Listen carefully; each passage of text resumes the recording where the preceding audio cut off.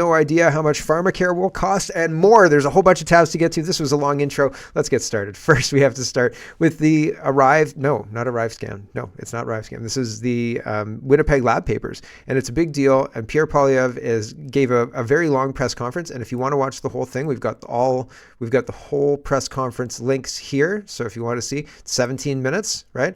And here's just a couple of snippets from that. And the post-millennial says Pierre Poilievre goes off on Justin Trudeau after it was revealed that the head of pathogens at Canada's most sensitive laboratory was collaborating with the members of Beijing's People's Liberation Army responsible for bioweapons and bioterrorism. So here's just a part of it. He's reading what the documents said, and I've got to turn it up, but here we go. We know now that a People's Liberation Army official was able to gain personal access, walk in the door, look at computers, and have access to all of our most important virological secrets. If you think any of this is hyperbole, read the report yourself. This is from government documents, the Trudeau government's own documents. It says here on page 142, Winnipeg lab scientist Dr. Chu is head of the Special Pathogens Unit, the top person in that job. According to documents on page 242, quote, represents a serious and credible danger to the Government of Canada as a whole, and in particular at facilities considered high security due to the potential for theft of dangerous materials attractive to terrorists and foreign entities that conduct espionage to infiltrate and damage the economic security of Canada, end quote. It states further on page 239, investigators assess that Dr. Chu communicated with foreign entities during her trips to China. The evidence obtained from interviews and from information collected from the electronic content of her devices reveal that this is indeed the case. As a subject matter expert with access to sensitive information and dangerous materials, Dr. Chu presents a realistic and credible threat to Canada's economic security when conducting repeated and clandestine meetings with foreign entities, end quote. Then it says Dr. Chu conducted joint research with the Major General Chen Wei of the People's Liberation Army, who, according to page 236, is a noted top virologist at the Academy of Military Medical Sciences and is China's chief biological defense expert engaged in research related to biosafety, biodefense, and bioterrorism. Bioterrorism, end quote. Bioterrorism. Sorry if that was loud. So, sounds bad, right? And there's 2.5 more minutes of that.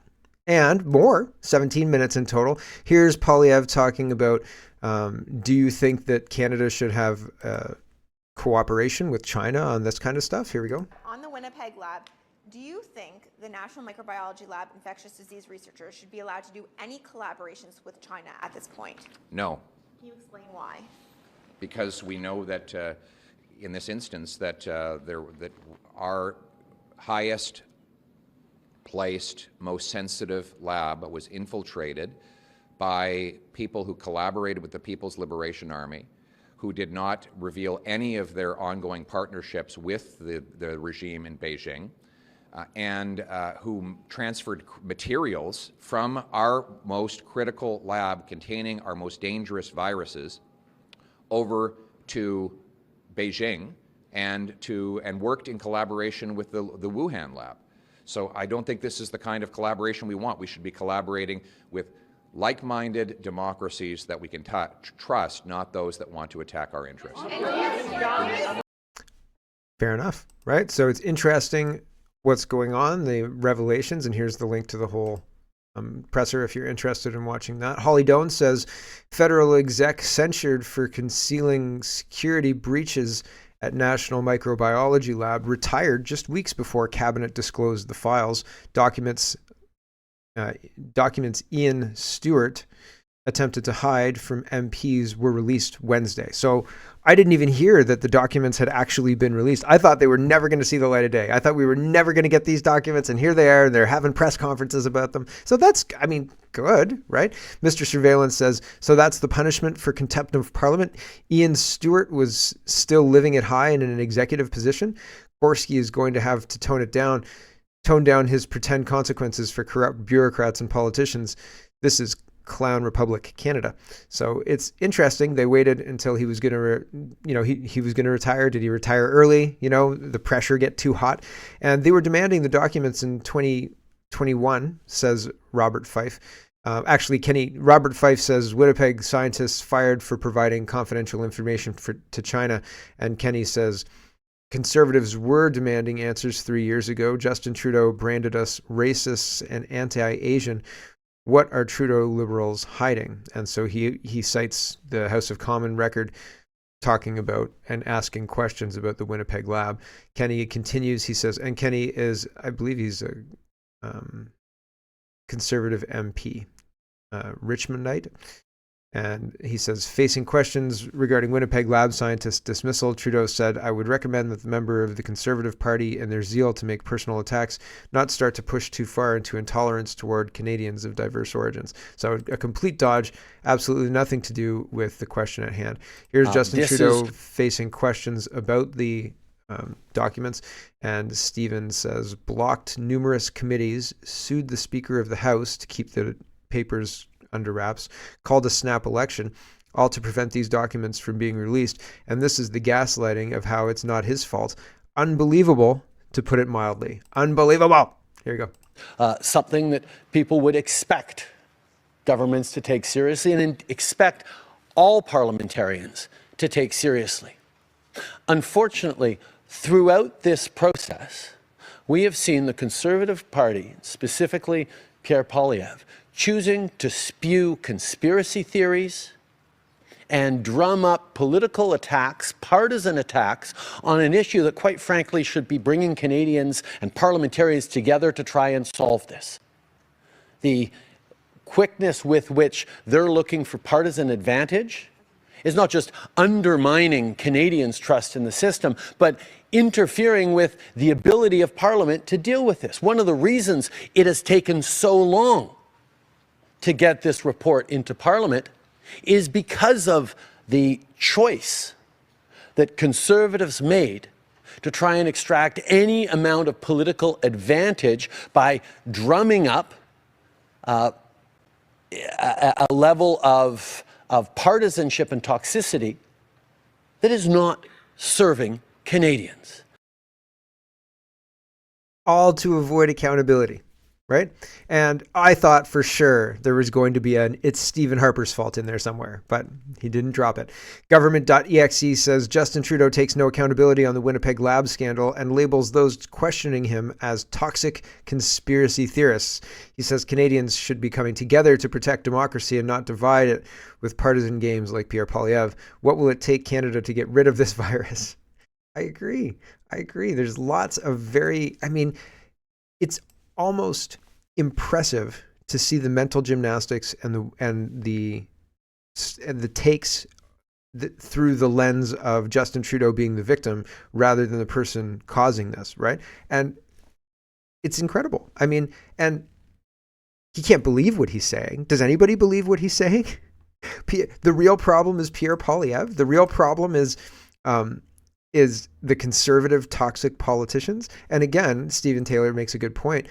Justin Trudeau blocked committees, blocked the Speaker of the House, and sued the Speaker of the House, and called a snap election, all to bury these papers. Like, to the degree where I was resigned to the idea that we were never going to see them, period, at all. And now we see them, and apparently it's Pierre Poilievre's fault that this whole thing happened, and he's a terrible, toxic human being. Are you kidding?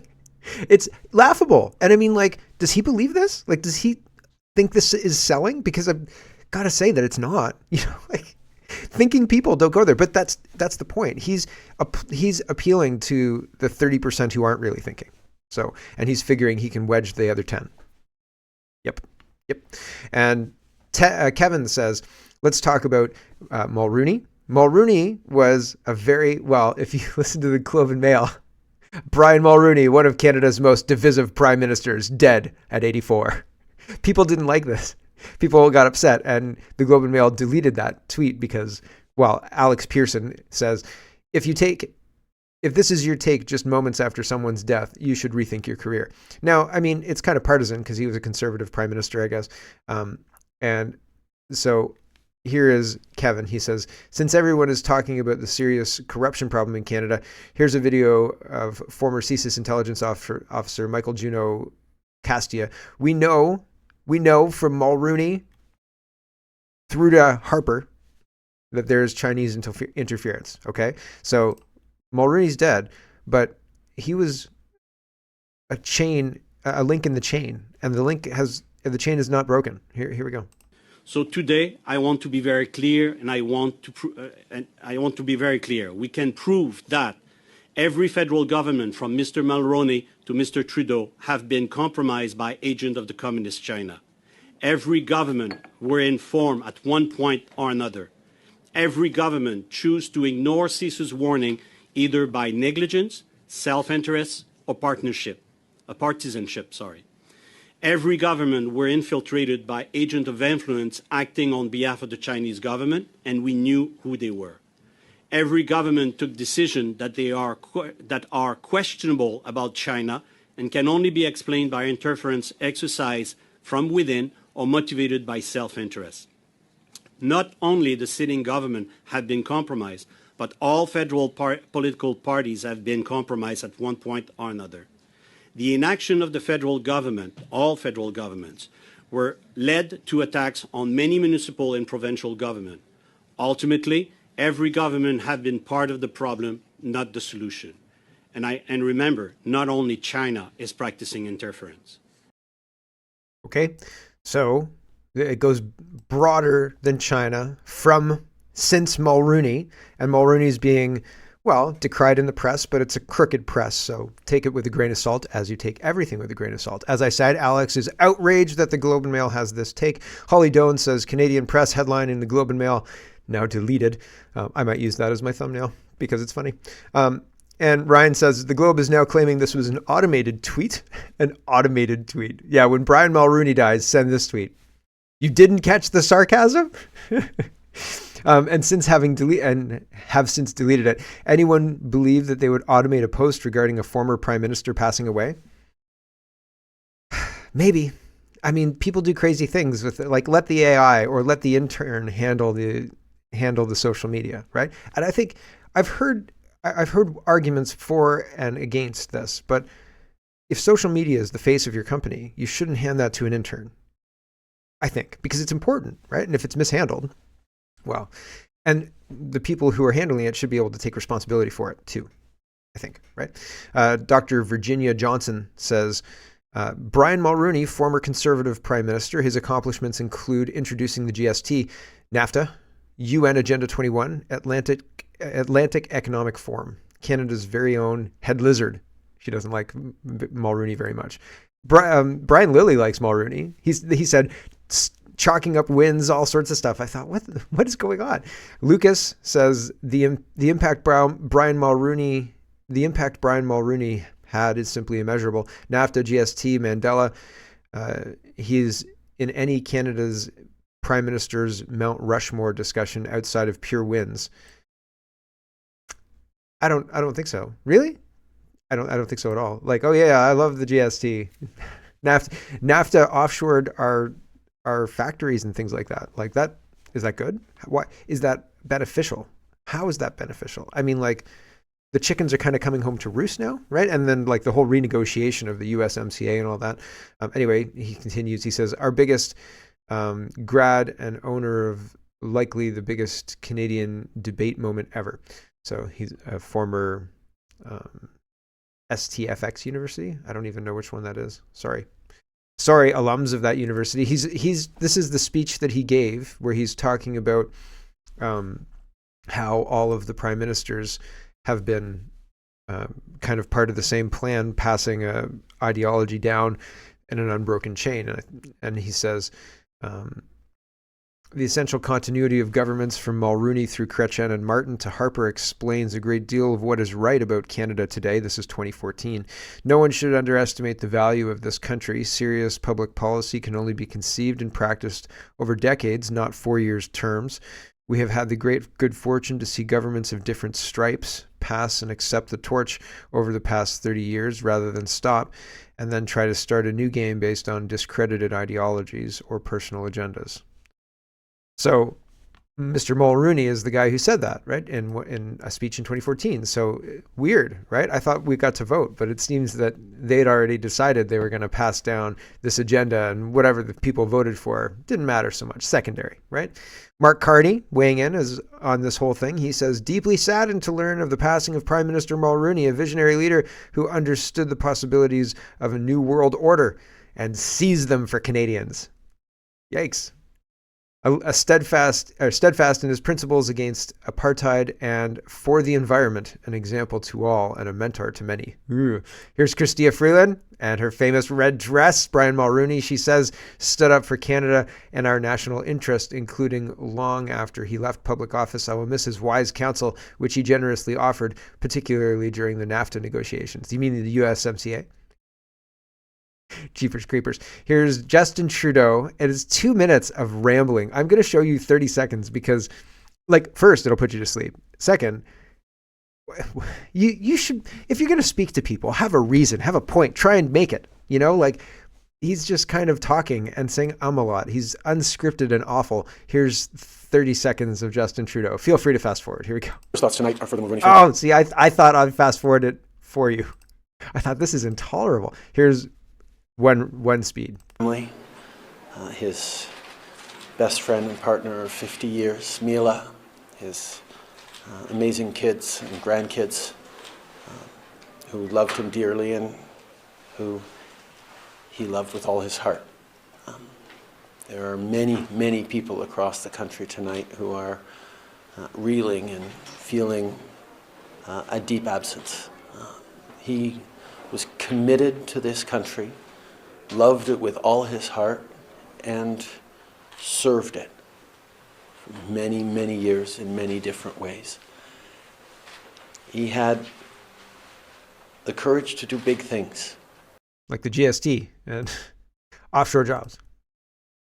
Here's Rupa. She says, Brian Mulroney was Canada's version of Reagan and Thatcher, but he was uniquely Canadian. Mulroney was the first prime minister to deregulate and roll back socialism in Canada after decades of rot. Mulroney was one of Canada's greatest and most consequential prime ministers. He negotiated the FTA with the US. The Liberals and the NDP opposed it, saying it would impoverish Canada, when in fact it did the opposite. He brought in the GST, which was damaging electorally, but it was the right thing to do because it got rid of heavy distorting manufacturers' sales tax. Mulroney made 2 attempts which ultimately failed to fix the constitutional crisis that Pierre Trudeau created when Trudeau repatriated the Constitution without the consent of Quebec after the famous Night of the Long Knives. And after he resigned, the Progressive Conservatives paid a huge price, but his legacy benefits Canada to this day. So, I mean, people are split on him, right? I guess he is as divisive as the Globe and Mail said, right? Very divisive. And we've got to delete that. That was automated. But maybe they were accurate. And, I mean, I was a child during the Mulroney years. I remember going to England, and my grandparents had a dog toy because my aunt loves dogs. And they had a dog toy that was Brian Mulroney, and his nose was all big and red. And they said his nose was red because he's a liar, and I didn't understand what that meant. And then, like, the dog attacked it. The dog loved this toy. It was crazy how much it played with it. I guess it was new, but whatever. And that's the end of my story. That's all I really remember of Brian Mulroney. So having a strong opinion either way, I think I'm just trying to show you there's a broad series of opinions about Brian Mulroney. I don't like his legacy, because if he was the first to sign us up to this Agenda 21, it's put us on a path to having to defend our sovereignty and our basic rights. And that's not great, right? I don't like that. And as for the rest of it, I mean, jeepers creepers, an argument can be made. There were some great years in the 90s, right? There were some great years in the 2000s as well. And if we didn't descend into this crazy, crazy communism that the world seems to have descended into, I'm sure that we could fix things pretty well. And we pay enough taxes. I don't think we need to pay a dime. I don't think we need to pay more taxes. I think we need to pay way less taxes. But fundamentally, the country is great. Canada is great. And the people in charge, if they're selling out the citizens to benefit their globalist agenda, that's bad. And if he's that kind of guy, he's not my kind of guy. Okay, moving on. Let's talk about Arrivescam. The other big story. Kirk says, to summarize, David Yeo campaigned as an anti-vax passport candidate for the PPC. He went to receive millions to help develop Arrivescam and also works at the Department of National Defense and receives many other contracts from other departments like the RCMP, Border Service Agency, but can't explain what he or his company does for a living. Oh, and our so-called defense and intelligence departments somehow missed his involvement in the company during their procurement due diligence while it was on his LinkedIn all along.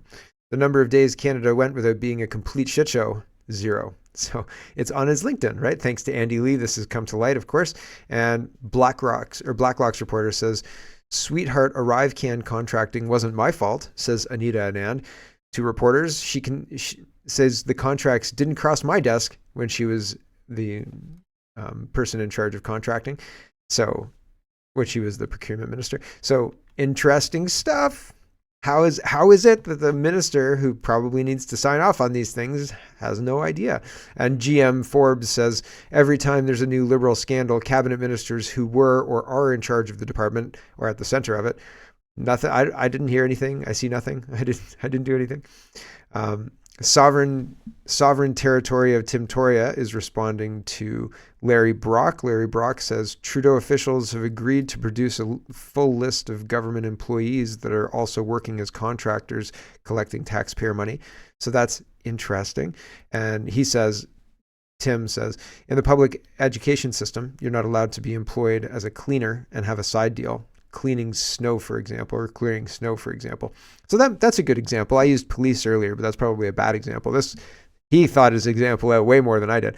But yeah, if you work for a school, like if you're a janitor at a school and you also say own a snowplow, you probably can't contract with a school $1 million contract to plow all of the driveways while also being a janitor at the school. Can you?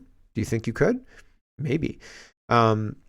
Lord knows we wouldn't want someone making $20 an hour making an occasional extra $100 under contract. See, now how I'm thinking about it in my head is if you're a janitor and you own a company or a plow, your brother-in-law is driving the plow. For some reason, obviously he's Italian.